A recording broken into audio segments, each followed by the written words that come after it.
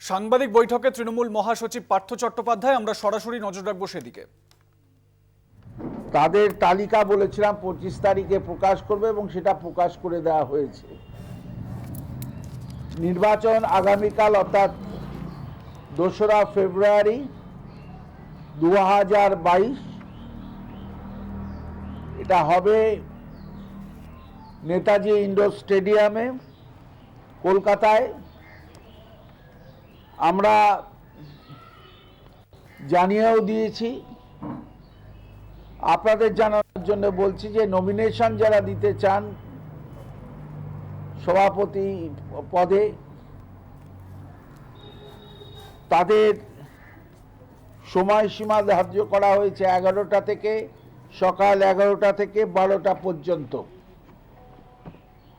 এবং সেই দিনই অর্থাৎ 2 তারিখে আগামীকালই দুপুর 12:30টা থেকে 1টা পর্যন্ত এটার স্ক্রুটিনি হবে। নমিনেশন পেপার প্রত্যাহার করা যদি কেউ করতে চান, দিতে চান, তা যদি প্রত্যাহার করে নেন, সেই সময় হয়েছে 1টা 5 থেকে 2টো পর্যন্ত। যদি দেখা যায় একাধিক নমিনেশন জমা পড়েছে একই পদের জন্য, তাহলে সেইটা ভোট গ্রহণ করা হবে। সেটা হবে 2:15 থেকে 3:30 পর্যন্ত ওই নেতাজি ইন্ডোর স্টেডিয়ামের 2রা ফেব্রুয়ারি 2022-এ, এবং তারপরে বিকেল 4টের সময় যদি দেখা যায় যে ভোট হচ্ছে, তাহলে তা গণনা করবার ব্যবস্থা হবে এবং তার পরবর্তীকালে রেজাল্ট ঘোষণা করা হবে। যদি দেখা যায় যে ভোট হচ্ছে, না হলে এই প্রক্রিয়া আরো সংক্ষিপ্ত হবে। এবং এক্ষেত্রে আমরা সকলকেই ইতিমধ্যেই বিশেষ পর্যবেক্ষক হিসেবে সাংবাদিক, চলচ্চিত্র জগৎ, বুদ্ধিজীবীদের অংশ, প্রেসের সাংবাদিকদের, মিডিয়ার বলতে যে ইলেকট্রনিক মিডিয়া সহ সকলকেই স্পেশাল অবজারভার হিসেবে তালিকা প্রস্তুত করে জানিয়ে দেওয়া হয়েছে।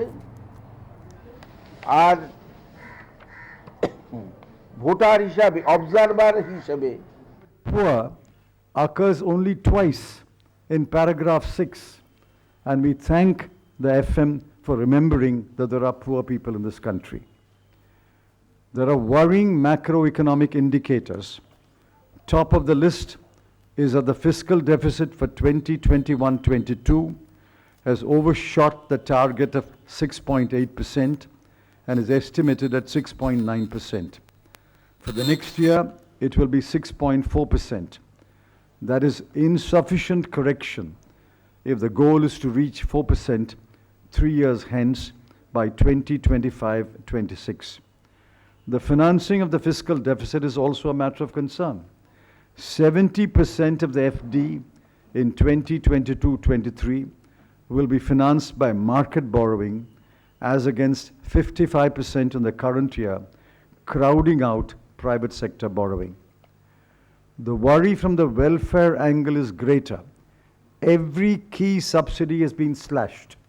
I repeat it, every key subsidy has been slashed. I'm reading the figures for the current year, 21-22, and the next year, 22-23. Petroleum from 6,517 crore to 5,813 crore. Fertilizer from 1,40,000 crore to 1,05,000 crore. Food 2,86,219 crore rupees to 2,06,481 crore rupees.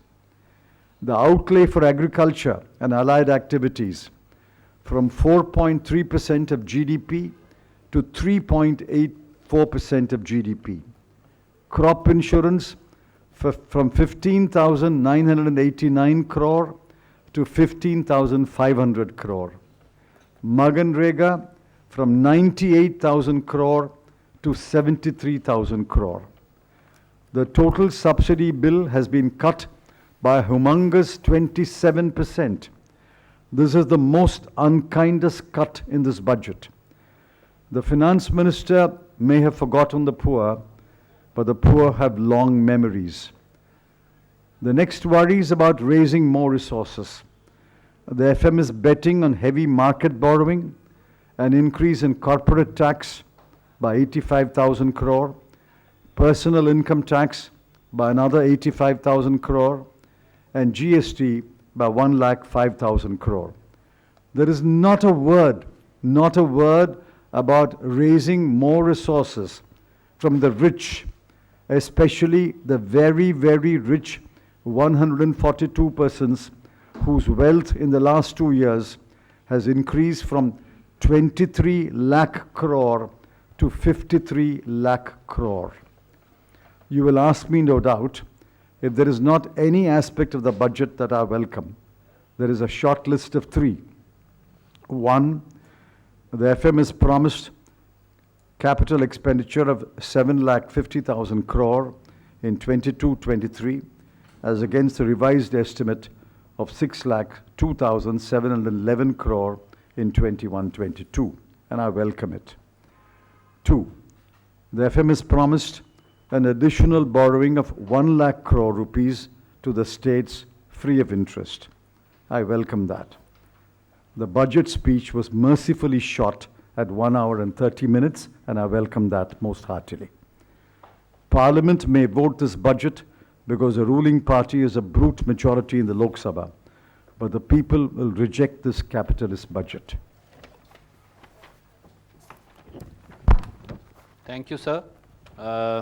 Very, very briefly, आपने पूरा बयान जो आदरणीय चिदम्बरम साहब ने कहा वो पढ़ा, और एक विशेष बात उन्होंने कही, ये बजट पूंजीवादी है, ये पूंजीवादी बजट है। और चिदम्बरम साहब ने विशेष तौर से ये बताया कि 7 या 8 महत्वपूर्ण पहलू वो वित्त मंत्री, मोदी सरकार दोनों के सामने थे, पर उन पर कोई ध्यान नहीं दिया गया।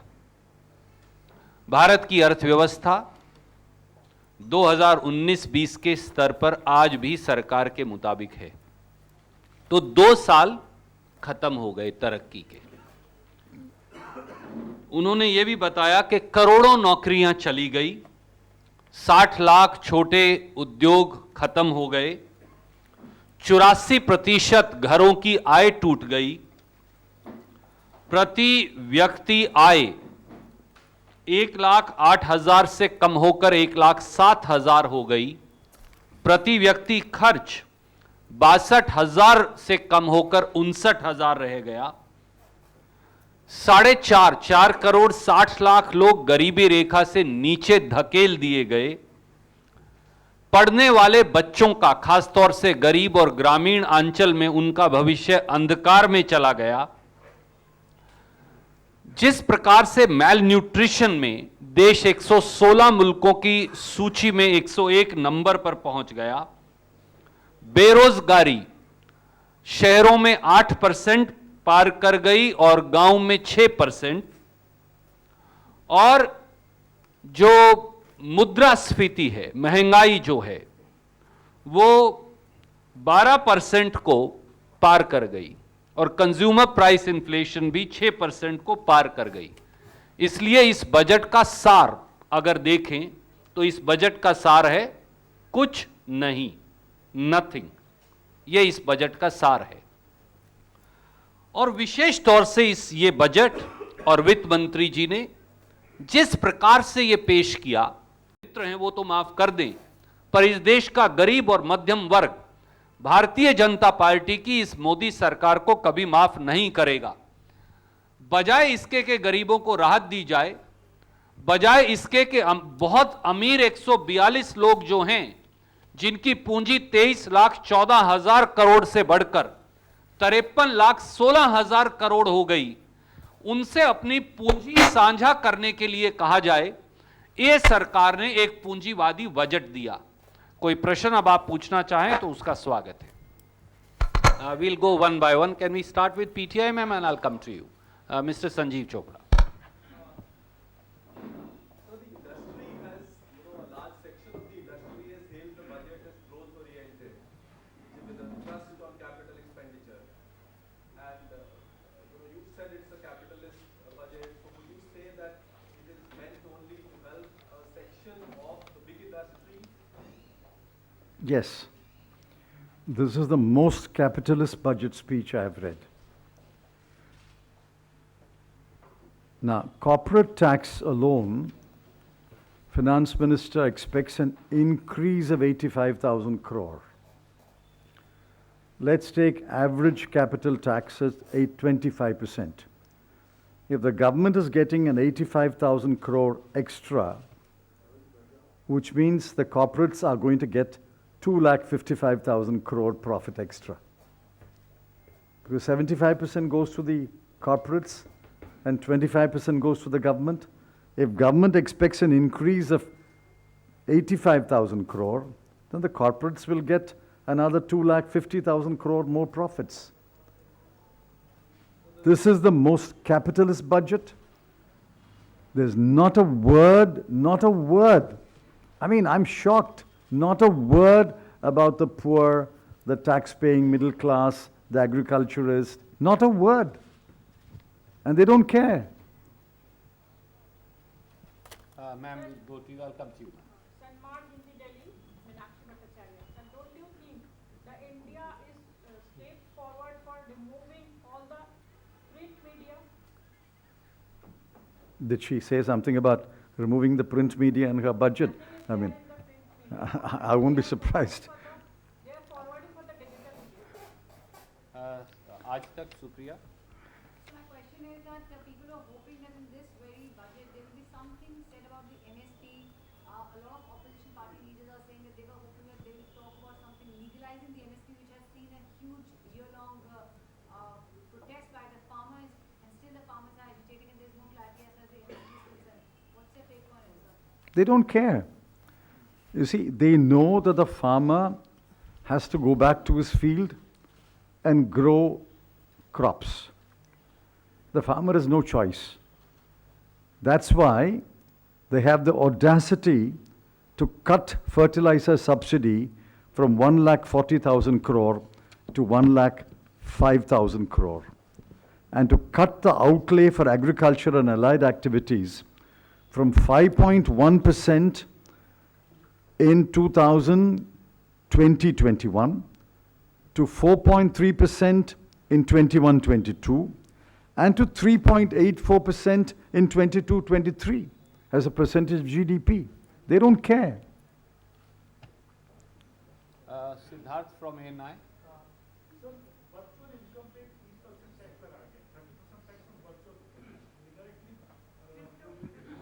cryptocurrency. So, what's your take on it? That's obviously at the behest of the very rich people in this country.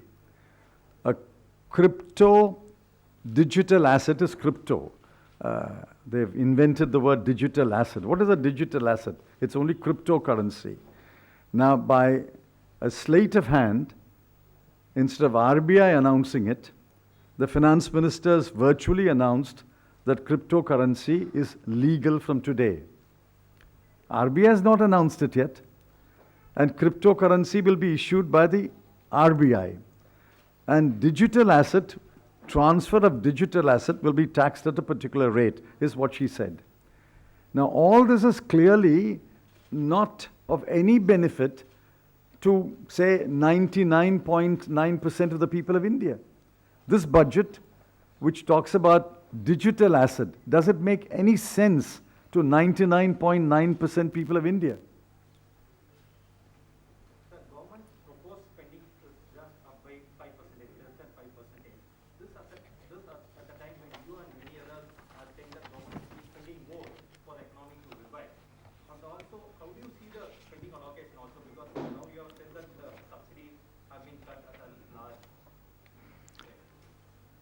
See, I don't know where they're going to spend. I've noticed that of the pandemic, they're not spending to help children who have had practically no learning in the last 2 years. They're not spending to take care of the children who are stunted, wasted, and massive malnutrition and anemia among women and children. They're not spending on those. That's clear. What they are spending on, we'll find out in a day or two. अगर मनमोहन सिंह सरकार कार्यकाल की बात करें तो उस समय अर्थव्यवस्था 3 गुना ज्यादा थी, ग्रोथ रेट भी 8% ऊपर था। वर्तमान सरकार की बात करें, विकास दर काफी कम हो गया है। खासकर जो आय की असमानता है, यानी अमीर और गरीब के बीच खाई है, बढ़ती जा रही है। अमीर और अमीर होता जाता है, गरीब और अब गरीब होता जा रहा है। Disparity of income, he's saying, where there's considerable compared to. You've read the report put out by Dr. Piketty and others. We are becoming one of the most unequal societies in the world. Inequality is increased in India far more rapidly than in any other country. This is a very unequal country. The poor have become poorer. Part of the reason is the pandemic, but part of the reason is incompetent economic management. And the rich have become richer. 142 persons, just 142. In fact, if you guys get together and do an investigative report, you can print the 142 names. 142 persons have increased their wealth in the last 2 years from 23 lakh crore to 53 lakh crore. 30 lakh crore is the size of the wealth increased by 142 people, whereas the total receipts of the government of India is only 40 lakh crore. The total receipts of the government of India is 40 lakh crore.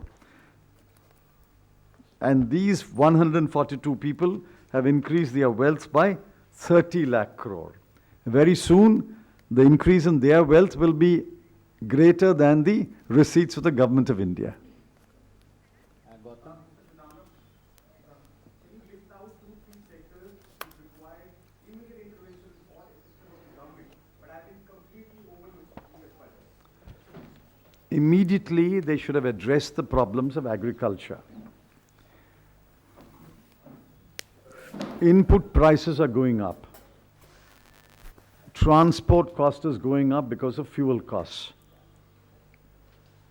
And therefore, they should have addressed why are farmers producing more and more, yet many of them are extremely poor. They are as poor as they were 20 years ago, 30 years ago. Our agricultural production has increased several fold, but the farmer remains poor. Therefore, they should have addressed the question of agriculture, brought down the cost of cultivation, so that the farmer is left with more surpluses. Today, the farmers practically left with no surplus. The farmers left only with debt, number one. Number two, they should have addressed the question of children. Children are our wealth. Children have learnt nothing in the last 2 years, except a small number of urban children who have access to devices. Bulk of the children have had no learning at all in 2 years, no teaching at all in 2 years, and many of them are stunted and wasted because growing hunger, growing malnutrition. They should have addressed the problems of our children. Now, these are two things that come to the top of my mind, but the most important of lot is jobs. Now, the finance minister says some Gati Shakti is going to create 60 lakh jobs in 5 years. What did they promise? 2 crore jobs every year. And now the 2 crore jobs every year has come down to 60 lakh jobs in 5 years. There is a proverb in Tamil that the donkey slowly deteriorated and became an insect.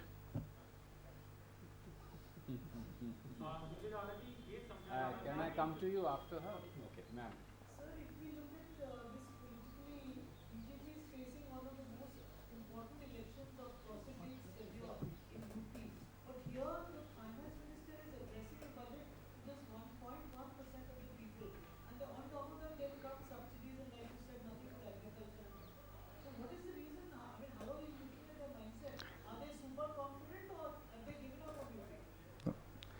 I believe that they are not going into an election based on the record of performance.